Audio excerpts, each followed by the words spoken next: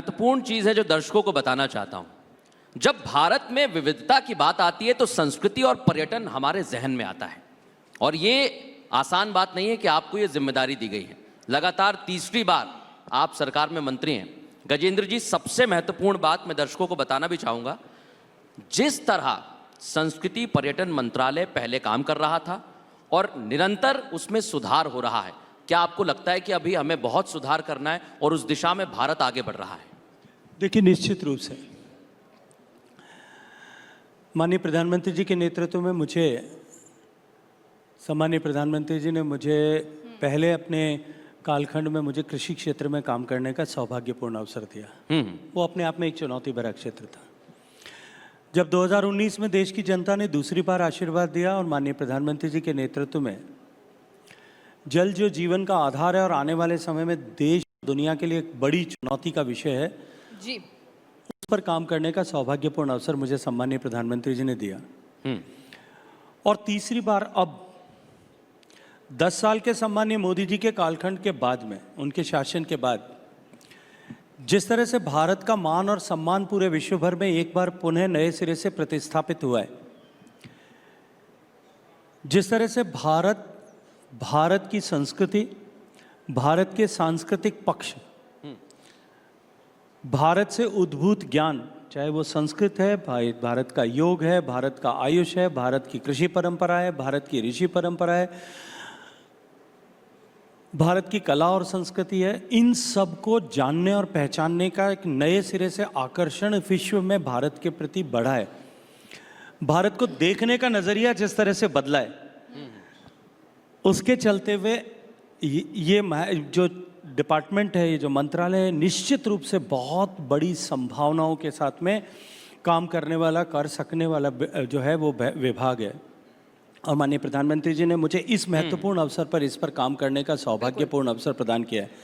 जहाँ तक पर्यटन के दृष्टिकोण से बात करें, हम सब ने इतिहास में पढ़ा है, भारत को जानने के लिए, भारत की बौद्धिक संपदा को अनुभव करने के लिए, भारत के ऐश्वर्य को अनुभव करने के लिए, भारत के ज्ञान और विज्ञान को पहचानने के लिए, भारत की स्थापत्य को जानने के लिए दुनिया भर से भारत में लोग, इतिहास साक्षी है, भारत को आते थे। केवल आते नहीं थे, उनके पदचिन्ह आपको भारत में अनेक स्थानों पर, लगभग सभी राज्यों में कुछ न कुछ किसी न किसी तरह से देखने को मिलेंगे। हालांकि भारत को कालांतर में उसकी कीमत भी चुकानी पड़ी, लेकिन अब एक बार ठीक उसी तरह की परिस्थिति मैं सामने खड़ी देखता हूँ। जब भारत को जानने पहचानने के लिए विभिन्न क्षेत्रों में भारत ने जिस तरह से काम किया है, धरती पर सामान्य आदमी के जीवन पर परिवर्तन लाने के कार्यक्रमों को इम्प्लीमेंटेशन करने के व्यवस्था को लेकर के, और स्पेस सेक्टर तक जिस तरह से भारत ने प्रगति की है, भारत की तरफ देखने का कौतूहल और उत्साह नए सिरे से जो है वो बढ़ा है। उसका लाभ निश्चित रूप से ट्रैवल एंड टूरिज्म सेक्टर को होगा। अगर हम 2024 की बात करें तो ये साल मुख्य तौर पर भाजपा के लिए हैट्रिक का साल रहा। प्रधानमंत्री नरेंद्र मोदी ने तीसरी बार जीत दर्ज करते हुए तीसरी बार प्रधानमंत्री बने। इसके बाद अगर कुछ दिनों पहले हरियाणा की बात करें तो वहां पर बीजेपी पहली ऐसी पार्टी बन गई जो अपनी हैट्रिक दर्ज करती है और जीत दर्ज करती है। और अगर हम गजेंद्र सिंह शेखावत की बात करें तो आपको हम 2014 से देख रहे हैं, लगातार बैक टू बैक दमदार जीत दर्ज कर रहे हैं, और मोदी मंत्रिमंडल में आप शुरुआत से ही हैं, तो ये एक बहुत बड़ा अचीवमेंट है आपका। इसके लिए पहले बहुत सारी शुभकामनाएं। दूसरा, ये जिस तरीके से हम अगर भारत की अर्थव्यवस्था को देखें, दुनिया में अभी टॉप 5 पर हैं, जल्द ही टॉप 3 पर भी आ जाएगी। लेकिन वहीं अगर हम पर्यटन की नक्शे पर देखें भारत को, तो अभी टॉप 10 देशों में भी नहीं है।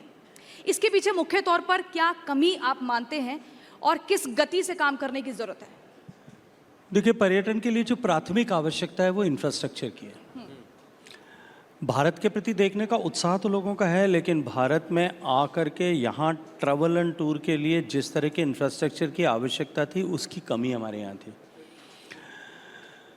माननीय प्रधानमंत्री जी के नेतृत्व में जिस तरह से पिछले 10 साल के कालखंड में भारत में इंफ्रास्ट्रक्चर का, स्पेशली जो है रोड इंफ्रास्ट्रक्चर का, रेलवे इंफ्रास्ट्रक्चर का, एयरपोर्ट्स का जिस तरह से विस्तार हुआ, 1.5 लाख किलोमीटर नए हाईवेज बने, नए रेलवे स्टेशंस बन रहे हैं, नए सेमी एक्सप्रेस ट्रेन्स चालू हो गई हैं, वंदे भारत चालू हो गई हैं, 150 से ज़्यादा हवाई अड्डे फंक्शनल हो गए हैं, उस सब के चलते हुए लोगों की ट्रैवल करने की सुविधाएं बढ़ी है।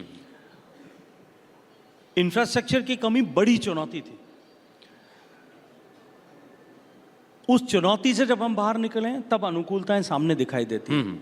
उससे पहले जिस तरह के, क्योंकि घर से निकल करके कोई भी कहीं पर्यटन के दृष्टिकोण से जाएगा या पर्यटक की तरह जाएगा तो पहली चीज वो देखता है वो शांति। लेकिन अगर हम विदेशों की बात करें ना, जब सर कोई प्रियंका जी, बाहर- शांति पहली चीज देखता है, जी। स्टेबिलिटी देश में देखता है।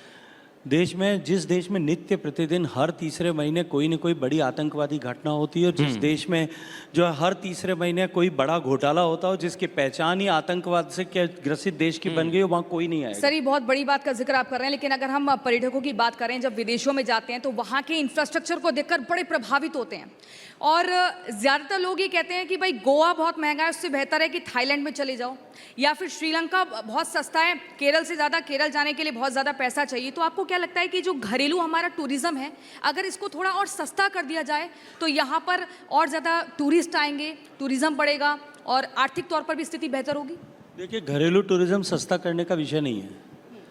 हमारा टूरिज्म इंफ्रास्ट्रक्चर, हमारी होटल्स हैं, हमारा एयर टिकटिंग है, वो महंगा क्यों है? ये आपने बिल्कुल सही कहा कि आज देश से, विदेश से देश आने वाले लोगों के लिए भी और भारत के कोर टूरिस्ट के लिए भी आज जो है हमारे होटल्स हैं, हमारा जो है एयरवेज हैं, वो कंपैरेटिवली महंगे हैं। लेकिन महंगे होने के बाद में वो खाली नहीं है। आप देश के किसी भी होटल में चले जाइए, किसी भी डेस्टिनेशन पे चले जाइए, कहीं आपको जगह नहीं मिलेगी। ये जो हमारी डोमेस्टिक ट्रैवलर्स की बढ़ती हुई ताकत है, इस ताकत ने निश्चित रूप से विदेशी सैलानी को एल्बो आउट किया है। लेकिन फिर भी जिस गति के साथ में भारत में डोमेस्टिक टूरिज्म बढ़ रहा है और साथ साथ में भारत में प्रधानमंत्री जी के नेतृत्व में जो काम धरातल पर हुए और उसके कारण से सर, डोमेस्टिक टूरिज्म जिस तरह से, एक मिनट लेट मी कंप्लीट, जिस तरह से उसके चलते हुए भारत में मध्यम वर्ग का विकास हो रहा है। आज 25 करोड़ लोग गरीबी की रेखा से बाहर निकल पाए, और जब 25 करोड़ लोग गरीबी की रेखा से बाहर निकल रहा है, वो एस्पायरिंग क्लास है जो सदियों से इस बात का इंतजार कर रही थी कि हमें, जो दशकों से इंतजार कर रही थी कि हम भी कभी घर से बाहर निकल करके जाएंगे। बिल्कुल। उनकी जो बढ़ती हुई ताकत है वो हिंदुस्तान में इस सेक्टर को सबसे प्रोमाइजिंग सेक्टर बनाती है। आज अगर हिंदुस्तान की जो है हमारी इकोनॉमी जो दुनिया में सबसे तेजी से बढ़ रही है, हम 7.5% की गति से बढ़ने वाले देश हैं, लेकिन जिस उसके परिणाम स्वरूप जिस तरह से हमारा मिडिल इनकम ग्रुप बढ़ रहा है, हमारा टूरिज्म जो है, हम पूरा टूरिज्म सेक्टर इस बात को मानता है, केवल ऑर्गेनाइज सेक्टर को मैं फैक्टर इन करूं तो भी 14% की ग्रोथ से बढ़ेगा। आज $247 बिलियन का टूरिज्म मार्केट है और आने वाले 5 साल के अंदर अंदर ये $500 बिलियन हो जाएगा। लेकिन ये $500 बिलियन ऑर्गेनाइज मार्केट है। बिल्कुल सर, अनऑर्गेनाइज को अगर आप काउंट करेंगे तो it will go up to $1 trillion. और सर, मैं एक बहुत बड़ी बात कह रहा हूं, जो आपने मार्केट बताया है, आपके पास दो महत्वपूर्ण चीजें, संस्कृति और पर्यटन, और इनका जब मेल होता है तो भारत की संस्कृति को देखने के लिए विश्व भर से लोग आते हैं, और भारत का जो पर्यटन है वो हमारी संस्कृति पर बहुत हद तक निर्भर करता है। गजेंद्र जी, आने वाले महीनों में, मैं कहूँगा कि कुछ दिन में, इस देश में सबसे बड़ा महाकुंभ होने वाला है और दुनिया की निगाहें भारत पर है। गजेंद्र जी, आपके कंधों पर जिम्मेदारी है कि विश्व पटल पर भारत का मान ऐसा बढ़े, तो उसके लिए किस तरह की तैयारी है, और आप दुनिया में आज रिपब्लिक भारत के इस मंच से क्या संदेश देना चाहते हैं? देखिए, culture is mother of tourism. वहीं से पर्यटन का प्रारंभ होता है, और भारत के पास में क्योंकि दिखाने को इतनी सारी विविधताएं हैं, जियोग्राफिकल, फिजिकल, कल्चरल, भारत का डिफरेंट कॉस्ट्यूम की जो विविधताएं हैं, भारत के पहनावे की, खान पान की, संस्कृति की, नृत्य की, संगीत की, भारत अपार संभावनाओं के द्वार पर है। जहाँ तक कुंभ का विषय है, कुंभ को लेकर हम सब के मन में जो सबसे बड़ा संकट और चुनौती हमेशा हुआ करते थे, क्योंकि कुंभ तो हर 12 साल में आता है, हर 6 साल में अर्धकुंभ होता है, वो होता था गंगा नदी के जल की जो है वो निर्मलता और अविरलता। बहुत महत्वपूर्ण है। माननीय प्रधानमंत्री जी के नेतृत्व में जिस तरह से गंगा पर हमने काम किया, और मुझे भी सौभाग्य मिला 5 साल तक माँ गंगा की सेवा करने का, मैं गर्व के साथ में कह सकता हूँ कि इस कुंभ में जब लोग आएंगे, पिछली कुंभ में भी उन्होंने चमत्कृत दृष्टि से गंगा में हुए परिवर्तन को देखा था, अब की बार दांत के नीचे उंगली दबा करके जाएंगे। बहुत महत्वपूर्ण बात है। भारत के जब इंफ्रास्ट्रक्चर के बदलाव को जब देखेंगे, जो 12 साल के पहले के कुंभ में आया था, वो जब अब भारत में आएगा तो उसके लिए एक वाव फैक्टर होगा। ओ भारत, सब कुछ बदल गया है।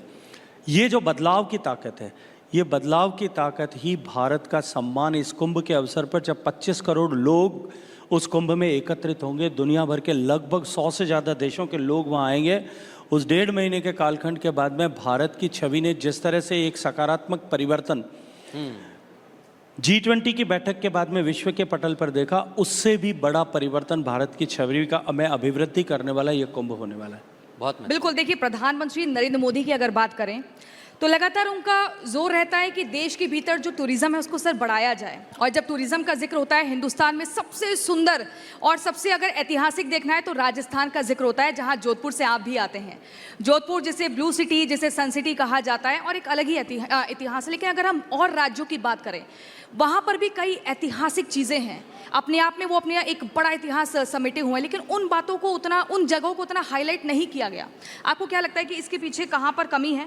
और अगर मैं बजट की बात करूं तो संस्कृति मंत्रालय को 3260 करोड़ का बजट मिला है, पर्यटन मंत्रालय को 2479 करोड़ का बजट मिला है। तो अब पूरा मंत्रालय का प्लान क्या है? इसको कैसे एग्जीक्यूट करना है, कैसे इसे धरातल पर लाकर एक अलग तस्वीर पेश करनी है? देखिए, आज अगर भारत के टूरिज्म के सामने सबसे बड़ी चुनौतियों की अगर हम चर्चा करें तो वो है कि हम पैन इंडिया मार्केट जिस तरह से करने की आवश्यकता है, उसमें कहीं कमी थी। हमने तकनीकी के परिवर्तन के साथ साथ में उसको परिवर्तित करके उसको हम ठीक से शोकेस कर सकें, इसके लिए काम किया है। हमारे टूरिस्ट डेस्टिनेशन पे हम ओवरऑल टूरिस्ट का एक्सपीरियंस कैसे अपलिफ्ट कर सकते हैं?